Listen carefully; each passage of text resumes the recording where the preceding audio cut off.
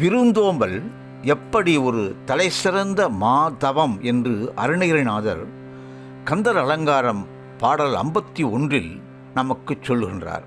மலை ஆறு கூறு எழ வேல்வாங்கினானை வணங்கி அன்பின் நிலையான மாதவம் செய்குமின் நும்மை நேடி வரும் தொலையா வழிக்கு பொதி சோறும் உற்ற துணியும் கண்டீர் இலையாயினும் வெந்தது ஏதாயினும் பகிர்ந்து ஏற்றவர்க்கே என்று பாடுகிறார்.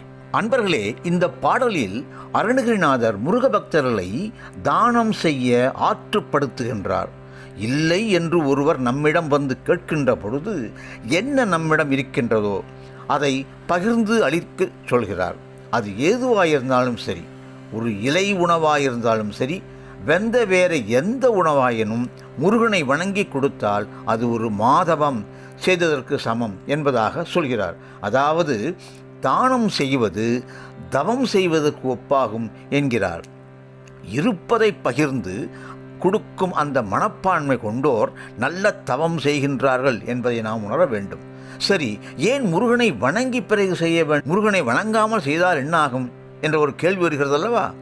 நாம் செய்யும் இந்த புண்ணிய காரியம் முருகனை வணங்கி செய்வதால் அந்த புண்ணியம், அந்த பலன் முருகனை சென்றடைந்துவிடும். ஆக முருகனை வணங்காமல் செய்கின்ற அந்த பலன் நம்மை வந்து சேரும். ஆக அந்த புண்ணியத்தை நாம் மீண்டும் அனுபவிக்க மீண்டும் நாம் ஒரு பிறவி எடுக்கின்ற வாய்ப்பு உண்டாகிறது. ஆகவே முருகனை வணங்கி செய்யும் இந்த புண்ணியம் நம் நீண்ட இறுதி பயணத்தின் போது நீரும் சோறுமாய், அதாவது கட்டு சோறு போல் நமக்கு வழிதுணையாக பயமின்றி அழைத்துச் செல்லும் என்கிறார் அருணகிரிநாதர். இந்த பாடலில் அன்பின் நிலையான மாதவம் செய்வது என்பது தானம் செய்வதை பற்றி சொல்கிறார். தொலை வழிக்கு என்றால் இறுதி பயணத்தின் போது என்று கொள்ள வேண்டும். பொதி சோறும் என்பது கட்டு சோறு போல் என்பதாக கொள்ளலாம்.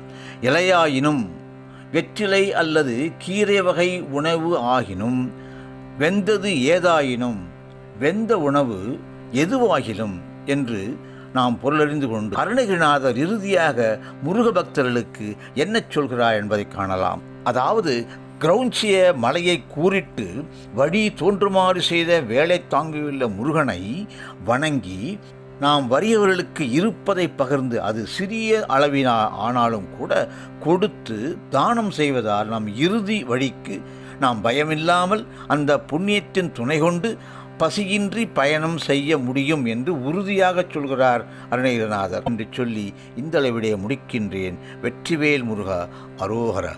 நன்றி, வணக்கம்.